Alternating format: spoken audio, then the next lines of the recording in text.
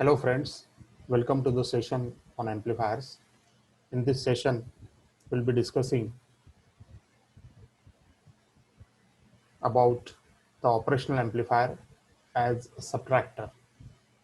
In this session, we will see what we mean by subtractor, how to construct subtractor by using operational amplifier, and we will analyze the circuit to obtain expression for the output voltage. Friends, as you know that you are viewing this session on my YouTube channel, Learn with Prakash Kanade, and do subscribe to the channel to see more videos on the subjects of electronics and computer science. So let us start the session with what we mean by subtractor. Subtractor is an electronic circuit in which when the two input voltages are applied, then at the output we will get the difference between the two input voltages. If VA is the first input voltage and VB is the another input voltage, then at the output of the subtractor, we will get the difference VA minus VB. We know that operational amplifier is a very versatile circuit and it can be used to build many more applications. So just by adding 2-3 external components to the operational amplifier, we can construct many more circuits by using Opamp. Subtractor is an electronic circuit that will subtract the input voltages. That is, at the output of the subtractor, we will get the difference between the two input voltages. That is, the output of the subtractor is equal to the difference of the two input voltages. It is possible that you can subtract DC voltage and AC voltage by using the subtractor. Subtractor can be easily built by using the operational amplifier. Here we need to apply one voltage to the inverting input and another voltage is being applied to the non-inverting input of the operational amplifier. Many times you will find that the subtractor circuit is also called as differential amplifier, since at the output we get the difference between the two input voltages, and therefore this amplifier is also known as the differential amplifier. This circuit is a very popular circuit and it can be used in the audio mixer to mix the different sound signals. Now let us go for the circuit diagram of the subtractor by using operational amplifier. Observe that the voltage V1 is applied to the inverting input through the resistance R, and another voltage V2 is applied to the non-inverting input through the potential divider resistances R. Observe that the output of the operational amplifier is coupled back to the inverting input through the feedback resistance R.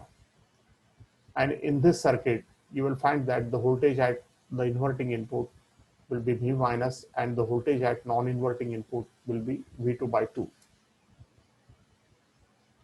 Input voltage V1 is applied to the inverting input through the resistance R. Another input voltage V2 is being applied to the non-inverting input through the potential divider resistances R, and therefore the actual input at the non-inverting terminal of the operational amplifier is V2 by 2. Since the V2 is applied over here, V2 into R divided by R plus R, and therefore this voltage will be V2 by 2. A feedback resistance R is being connected between the output and the inverting input. So this is a closed loop circuit, and the feedback that is being used in this circuit is a kind of negative feedback.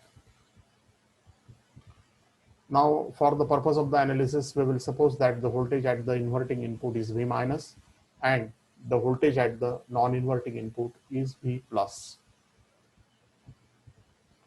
Input voltages, as we know, that are amplified by the operational amplifier, and the part of the output voltage is connected to the inverting input through the resistance R, and therefore such kind of the feedback used in the circuit is a kind of negative feedback. The gain of the amplifier can be easily adjusted by adjusting the values of resistances R used in the circuit. Now we can find the expression for the output voltage and we can prove that this circuit works as a subtractor.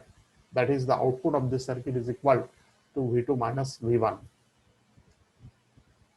So we can obtain the expression for the output voltage of the subtractor, and for this we need to use a famous theorem and this theorem is being called as a superposition theorem. In superposition theorem, if there are two inputs present, then what we will do, we will find the output by grounding the second input first time, and in the second time we will ground the first input, and then again we will find the output, and then we will make the summation of the two outputs so that we can get the expression for the output voltage. Now in this case, we will first of all obtain the output voltage due to the voltage V1, and initially we will suppose that the second source, that is the V2, is being grounded, or V2 is equal to 0. Now if you make this V2 is equal to 0, then you will find that the circuit becomes an inverting amplifier, and therefore the output voltage can be written as VO1 is equal to minus RF divided by R1 into input voltage V1. But RF and R1 are same here because both the resistances are R, and therefore you will find that the output voltage when V2 is equal to 0 is equal to minus V1. Now in the second case, what we will do, that we will ground V1, that is we will suppose V1 is equal to 0, and we will find the output voltage due to another source V2. Now if you ground this V1, then you will find that the amplifier that is being left to you is a non-inverting amplifier. The output voltage of the non-inverting amplifier can be given as V1, when V1 is equal to 0, then VO2 is equal to 1 plus RF upon R1 into the voltage at non-inverting input. But the voltage at non-inverting input is V2 by 2, and both the R, that RF and R1, they are same, and therefore we can write this expression VO2 is equal to 1 plus R upon R into V2 by 2. So this is just nothing but 1 plus 1 into V2 by 2. That is, when V1 is equal to 0, then the output voltage VO2 is equal to V2. Now according to the superposition theorem, the net output voltage VO can be obtained by summing the two output voltages VO1 plus VO2. That is just nothing but minus V1 plus V2, and which is equal to V2 minus V1. So from this expression we can easily observe that the output voltage of this circuit is equal to the difference of the two input voltages V2 and V1, and therefore we can say that this circuit works as a subtractor. So we observe that the output voltage is equal to the difference between the two input voltages V2 and V1, and therefore it confirms that this circuit works as a subtractor.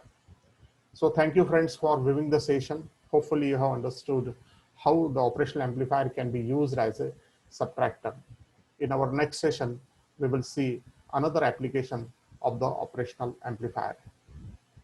Thank you all for viewing the session.